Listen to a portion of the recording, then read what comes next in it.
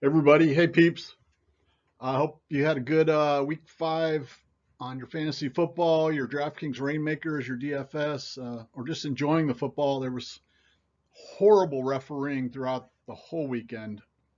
It reminds me of when the NFL started putting in those terrible rules about what is a catch and what isn't, when there were obviously catches that to our naked eye were catches that they call not catches, and they're in a situation with that right now. And beyond just the roughing the passer, just really bad refereeing. But that's the NFL for you. But so I went over this part in my last video, but I'll go over it again real quick. So the Fiat contest winners, hopefully you can see this, 158 points on the core, 156 points on the rare, and actually 177 on the big elite $100,000 one. Even though that has 1/10 the entries of this contest, somebody hit it big with the Taysom Hill. And I'll go over the stacks here in a second as well. That won $5,000, that won $10,000, that won $100,000.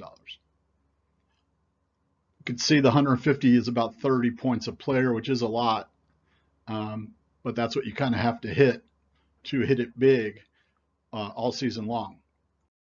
So the deep contest, the deep roster ones, which they started week 4 and they continue this week, those start Thursday. And you can include any players from all the games, but you have to have the full roster: quarterback, running back, wide receiver, tight end, kicker, defense, and flex. As I mentioned previously, okay, so that came in at 229 on the core, 224 on the rare, and 192 on the elite. And that won 2,000, 3,000, 10,000. This is the one I came in third place week 4 last week, and probably should have come in second place and won 1,000 on it, but I won 500 on it. The thing with this one is, if you have a spot of a game that's like a Sunday night game or a Monday night game, and you think you're close, you can then, depending on the position and whatnot, you can then swap in a player, buy a player if you don't have him, and swap in a player who might be potentially high scoring if you didn't have him in there already. And you might have seen that here, for example, where they had the Kelsey rare in there and they had an Andrews. So it's possible they had the Andrews here and they were close to winning this and they went ahead and bought a Kelsey and stuck it in there and that won them the contest. That kind of like the week before where Mike Evans, Kelsey, and who was the other guy? Another Sunday, Monday night game came in big and probably won somebody a contest. Same thing here. They had a Kelsey in there, but it's possible they substituted that in on the Monday night, but may not have there. Same thing here. They had the Kelsey. You basically need the Kelsey. That 33 points came in huge, especially on the tight end slot. But this one, I would say more likely, possibly than the others. I'll go over like the compositions here in the previous winner. So the core Fiat contest, which currently is paying $5,000 first prize, these are the totals that have won it each week. So like 159, 171, 148, 198, 162. So you kind of need that 150 plus to come in high on it. That week was really, really high. The others have been more similar. And I've been looking back at what stacks they had. This is the 5-man roster. So it's quarterback, running back, wide receiver / tight end, and flex. And even on these, they've been using stacks. Stacks have been winning. And by stack, I mean, 2 players from the same team in the same game, in this case. So like that week, the last week they had 3 Buffalo. The week before they had 2 Detroit. Week 3, there was not a stack in the winning lineup. Week 2, it was a double stack with 2 Baltimore, 2 Miami. And week 1, it was a Philadelphia. I don't have all the data for the rares and elites, but here's the totals. 160, 150, 137, 197, 148. So it tends to be lower, some weeks more than others. This past week, they had a 3 and then what I call a 1-1 or a 2 in parentheses, which means it was 2 players from the same game, not on the same team. So actually all 5 of their players were basically connected. So 3 Buffalo, and then I believe 1 from the Seattle New Orleans, or 2 from the Seattle New Orleans game, I believe. Whether that part was intentional or not, it's hard to say, but that was a projected higher scoring game. Then they had a 2, then they had a 3, and they had a 0 in week 1 actually on that one. With the big contest winners, I don't have the week 1 and 2 data. I can't get to that, and I actually had trouble pulling up some of the older ones on my this morning. But so that 177, but then it was 142, 135. So generally these will be lower. Like I said, this has like 22 to 3,000 entries. This has 25,000. So the odds of that being 20-point higher score is just crazy. But that's the way it came out. And here again, the stacks, they had a 2 and a 1-1, 2 Buffalo, and then a 1-1. They had a 3 stack there of Seattle, and they had a 2 stack there of Jacksonville, actually. I believe that was Lawrence and Kirk. Now, the deep contest just came out, so here's the core results.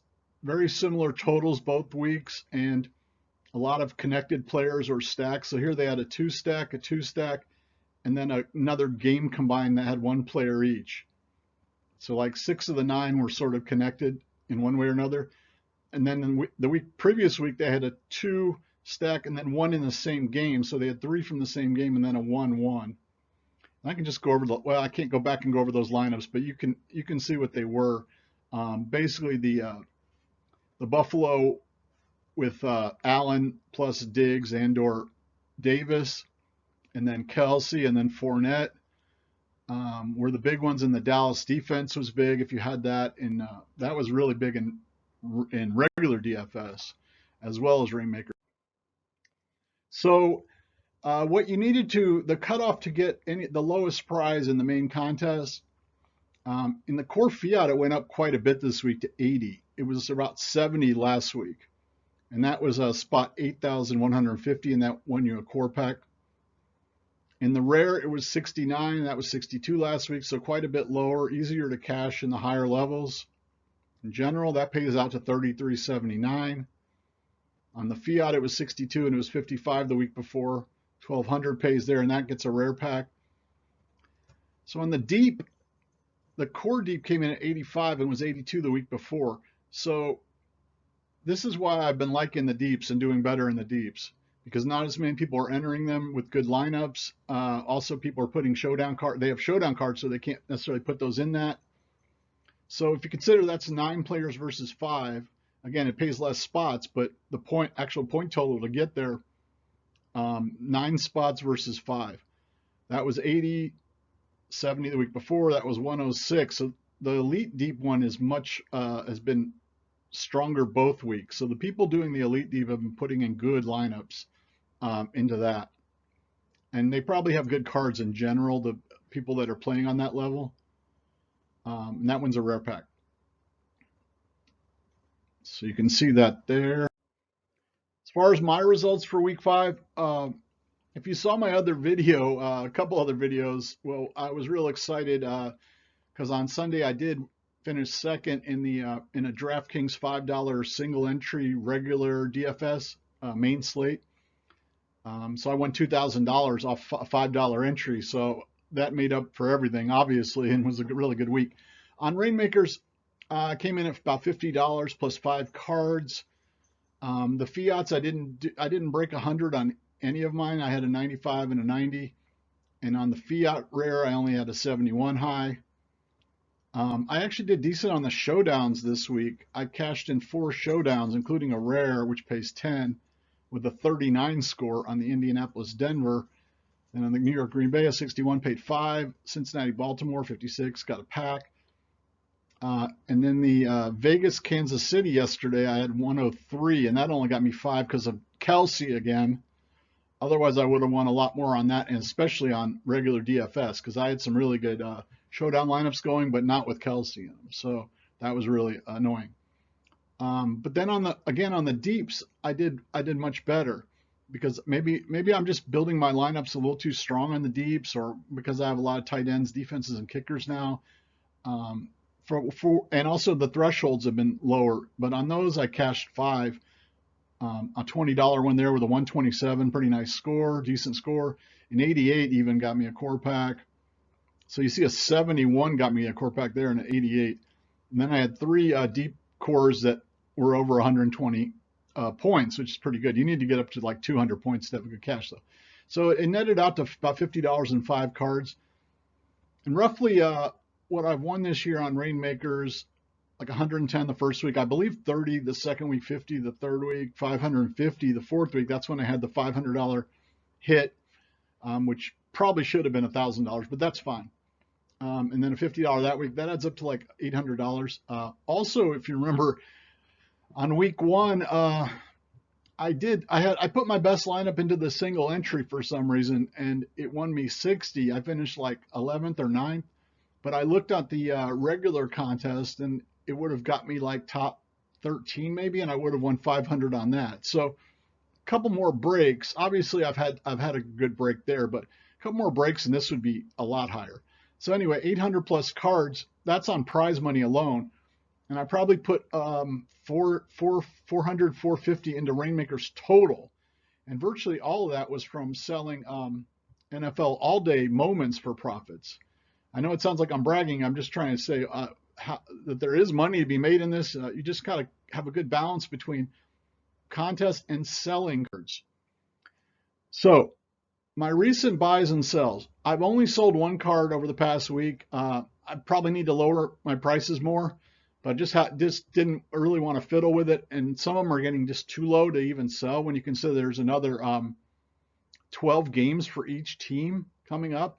And what is like 13 weeks of games and playoffs. But I sold a Hines that had come out of a $10 pack, a $50 pack for 33, made 20 on that ahead of the showdown. And what I bought, these are from the newest down here. So I got 5 prize cards. Fairly disappointing overall, no elite, but I did get a Curtis Samuel, San Francisco. What is that? Is that San Francisco defense, I think? No, Armstead. I forgot what team he's on. And Julio, those could be useful. But then I got 2 quarterbacks, but Trubisky and Simeon, which is just so frustrating because I really want quarterbacks. I also bought a penny. These were pretty much ones that ahead of the games I had injuries and things like that, or holes that I wanted to fill in lineups. So probably bought them on like Saturday, maybe a couple on Sunday. Penny got hurt for the whole year. Hurst, Cincinnati tight end, kicker, another kicker, rare. Njoku, rare. Thielen, rare. That one's looking like a pretty good deal. I think Njoku and Hurst can be good. But one of the things with I've talked about previously about cards that I've sold, but I just went back and looked at all the big names I've sold. I primarily have sold big names because that's what people want. And in some ways it's frustrating because if you look here, I mean, Lamar, Josh Allen, 2 Kelseys, 2 A.J. Browns, and Andrews, a Barkley, a Chubb, a Sutton, Jamal Williams. I mean, you can see Pittman, Mike Williams-Lamb, Geno Smith. A lot of these have been good cards, okay? But I averaged it out, and I sold those for like $737, all of these.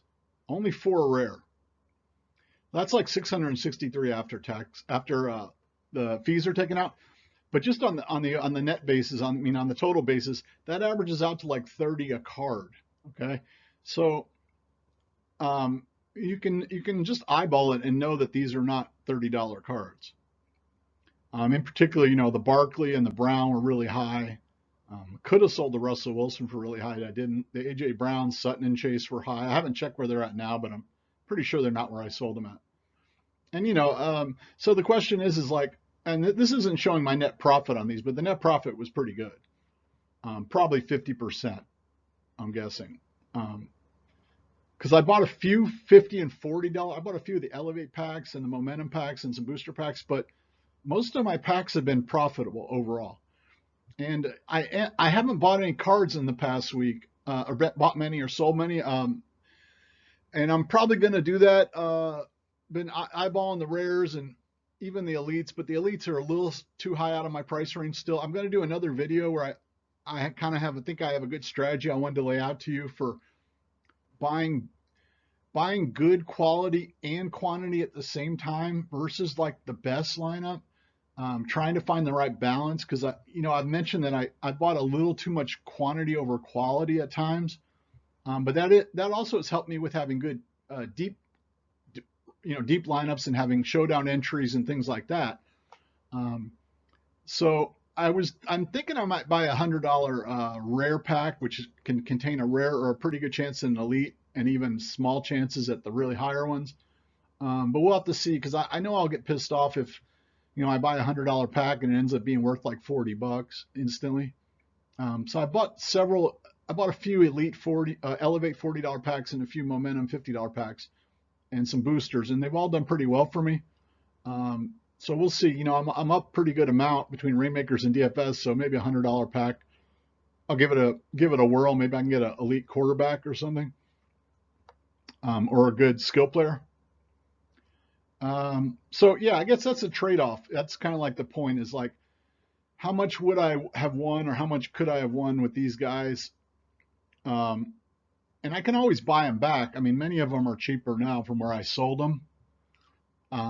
So that's sort of the question, is like, I feel like I probably did pretty well by selling them, and I reallocated a good amount of that into other cards and packs and whatnot. So that's sort of the balance. Maybe I think I generally got a few too many kind of mid to mid low players and not enough like high mid to high players, as opposed to like top tier that everybody wants. But if I did have a lineup just sitting there every week with Allen, Chubb, Barkley, and like AJ Brown and Kelsey, type thing, I would feel pretty good putting that in every week. Of course, it wouldn't be an elite one, but I could have like a Sutton. But I sold these for a lot. I mean, I sold that for like 190 and like 80 or something like that.